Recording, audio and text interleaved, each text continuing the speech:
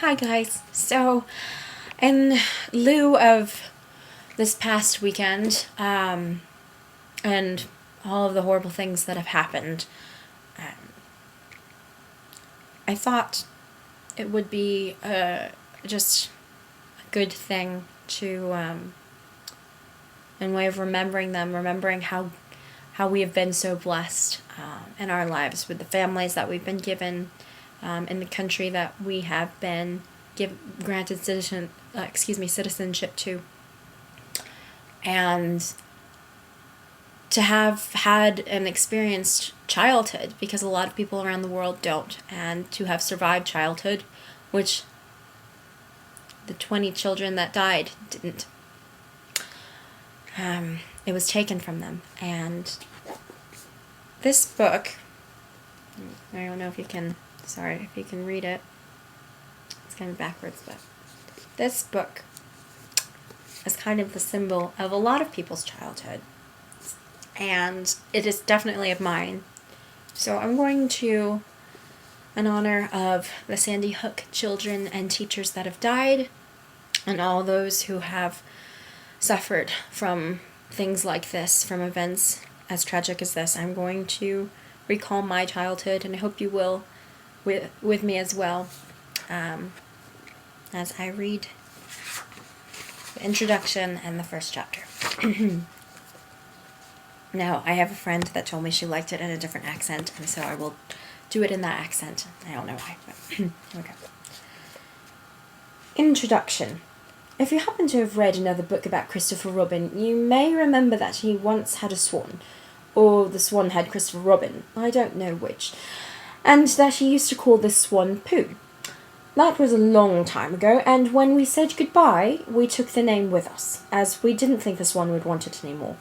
Well, when Edward Bear said that he would like an exciting name all to himself, Christopher Robin said at once, without stopping to think, that he was Winnie-the-Pooh. And he was. So, as I have explained the Pooh part, I will now explain the rest of it. You can't be in London for long without going to the zoo. There are some people who begin the zoo at the beginning, called the way in, and walk as quickly as they can past every cage until they get to the one called way out. But the nicest people go straight to the animal they love the most and stay there. So, when Christopher Robin goes to the zoo, he goes to where the polar bears are, and he whispers something to the third keeper from the left, and the doors are unlocked, and we wander through the dark passages and up steep stairs until at last we come to the special cage, and the cage is opened, and out trots something brown and furry, and with a happy cry of, "Oh, bear!" Christopher Robin rushes into its arms. Now this bear's name is Winnie, which shows that what a good name for bears it is. But the funny thing is that we can't remember whether Winnie is called after Pooh or Pooh after Winnie. We did know once, but we have forgotten. I had written as far as this when Piglet looked up and said in his squeaky voice, "What about me?" "My dear Piglet," I said, "the whole book is about you." "So it's about Pooh," he squeaked. You see what it is. He is jealous because he thinks Pooh is having a grand introduction all to himself. Pooh is the favourite, of course, there is no denying that, but Piglet comes in for a good many things which Pooh misses, because you can't take Pooh to school without everyone knowing it. But Piglet is so small that he slips into a pocket where he is comfortable enough to feel him if you are not quite sure whether twice 7 is 12 or 22. Sometimes he slips out and has a good look in the ink pot, and in this way he has got more education than Pooh. But Pooh doesn't mind. "Some have brains and some haven't," he says. And there it is. And now all the others are saying, "What about us?" So perhaps the best thing to do is to stop writing introductions and get on with the book. A.A.Milne. So Winnie-the-Pooh, and Chapter 1, in which we are introduced to Winnie-the-Pooh and some bees, and the stories begin. Here's the picture.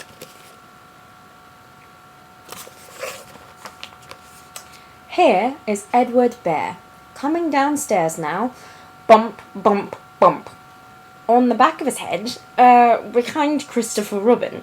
It is, as far as he knows, the only way of coming downstairs, but sometimes he feels there really is another way. If only he could stop bumping for a moment and think of it. And then he feels that perhaps there isn't. Anyhow, here he is now at the bottom, and ready to be introduced to you, Winnie-the-Pooh. When I first heard his name, I said, just as you were going to say, but I thought he was a boy. So did I, said Christopher Robin. Then you can't call him Winnie. I don't. But you said he's Winnie-the-Pooh. Don't you know what "there" means? Yes, now I do, I said quickly, and I hope you do too, because it is all the explanation you're going to get. Sometimes Winnie-the-Pooh likes a game of some sort when he comes downstairs, and sometimes he likes to sit quietly in front of the fire and listen to a story. This evening... What about a story? Said Christopher Robin. What about a story? I said. Could you very sweetly tell Winnie-the-Pooh one? I suppose I could, I said. What sort of stories does he like? About himself, because he's that sort of bear. Oh, I see. So could you very sweetly? I'll try, I said. So I tried. Once upon a time, a very long time ago, now, about last Friday, Winnie-the-Pooh lived in a forest all by himself under the name of Sanders.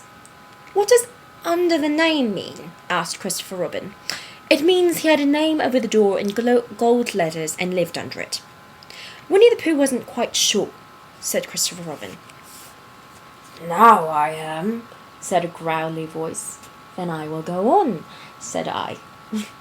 One day, when he was out walking, he came to an open place in the middle of the forest, and in the middle of this place was a large oak tree, and from the top of the tree there came a loud buzzing noise. Winnie-the-Pooh sat down at the foot of the tree, put his head between his paws, and began to think. First of all, he said to himself, that buzzing noise means something. You can't get a buzzing noise like that, just buzzing and buzzing, without it meaning something. If there's a buzzing noise, somebody's making a buzzing noise, and the only reason for making a buzzing noise that I know of is because you're a bee. Then he thought for another long time and said, and the only reason for being a bee that I know of is making honey. And then he got up and said, and the only reason for making honey is so that I can eat it. So he began to climb the tree. He climbed and he climbed and he climbed, and as he climbed he sang a little song to himself, and it went like this. And isn't it funny how a bear likes honey? Buzz, buzz, buzz, I wonder why he does. Then he climbed a little further and a little further and just a little further, and by that time he had thought of another song. Isn't it very funny though that if bears were bees they'd build their nests at the bottom of trees, and that being so, if bees were bears, we should have to climb up all these stairs. And of course this isn't really singing, it's just rhyming and rhyming, but still, he was getting rather tired by this time, so that is why he sang a complaining song. He was nearly there now, and if he just stood at that branch... Crack! Oh, help! said Pooh as he dropped 10 feet on the branch below him. If I only hadn't, he said as he bounced 20 feet onto the next branch. You see what I meant to do, he explained as he turned head over heels and crashed onto another branch 30 feet below. What I meant to do? Of course it was rather, he admitted as he slithered very quickly through the next 6 branches. It all comes, I suppose, he decided as he said goodbye to the last branch, spun round 3 times and flew gracefully onto a gorse bush. It all comes of liking honey so much. Oh, help! Sorry, and the first person he thought of was Christopher Robin. "Was that me?" said Christopher Robin in an awed voice, hardly daring to believe it. "That was you." Christopher Robin said nothing, but his eyes got larger and larger and his face got pinker and pinker. So, Winnie-the-Pooh went round to his friend Christopher Robin, who lived behind a green door in another part of the forest. "Good morning, Christopher Robin," he said. "Good morning, Winnie-the-Pooh," said you. "I wonder if you've got such a thing as a balloon about you." "A balloon?" "Yes. I just said to myself, coming along, I wonder if Christopher Robin has got such a thing as a balloon about him. I just said to myself, thinking of balloons and wondering, what would you want a balloon for?" you said. Winnie-the-Pooh looked round to see that nobody was listening, put his paw to his mouth, and he said in a deep whisper, "Honey." "But you don't get honey with balloons." "I do," said Pooh. "Well, it just so happens that you had been to a party the day before at the house of your friend Piglet, and you had balloons at the party, and you had a big green balloon, and one of Rabbit's relations had had a big blue one and had left it behind, being really too young to go to a party at all, and so you had brought the green one and the blue one home with you. Which one would you like?" you asked Pooh. He put his head between his paws and thought very carefully. "It's like this," he said. "When you go after honey with a balloon, the great thing is not to let the bees know you're coming. Now, if you have a green balloon, they might think you were only part of the tree and not notice you. And if you had a blue balloon, they might think you were only part of the sky and not notice you. And the question is, which is most likely? Wouldn't they notice you underneath the balloon?" you asked. "They might, or they might not," said Winnie-the-Pooh. "You never can tell with bees." He thought for a moment and said, "I shall try to look like a small black cloud. That will deceive them." "And you had better have the blue balloon," you said, and so it was decided. Well, you both went out with the blue balloon, and when you took your gun with you, just in case, as you always did, and Winnie-the-Pooh went to a very muddy place that he knew of, and rolled until he was black all over, and then, when the balloon was blown up as big, and you and Pooh were both holding onto the string, you let go suddenly, and Pooh Bear floated gracefully up into the sky and stayed there, level with the top of the tree and about 20 feet away from it. "Hooray!" you shouted. "Is that fine?" shouted Winnie-the-Pooh down to you. What do I look like?" You look like a bear holding onto a balloon," you said. "Not," said Pooh anxiously, "not like a small black cloud in the blue sky?" "Not very much." "Oh, well, perhaps from up here it looks different. As I say, you never can tell with bees." There was no wind to blow him nearer to the tree, so there he stayed. He could see the honey, he could smell the honey, but he couldn't quite reach the honey. And after a little while, he called down to you. "Christopher Robin," he said in a loud whisper. "Hello." "I think the bees suspect something." What sort of thing?" "I don't know, but something tells me they're suspicious." "Perhaps they think you're after the honey." "It may be that. You never can tell with bees." There was another little silence, and then he called down to you again. "Christopher Robin." "Yes?" Have you an umbrella in your house?" "I think so." "I wish you would bring it out here and walk up and down with it, and look up at me every now and then and say, 'Tut, tut, it looks like rain.'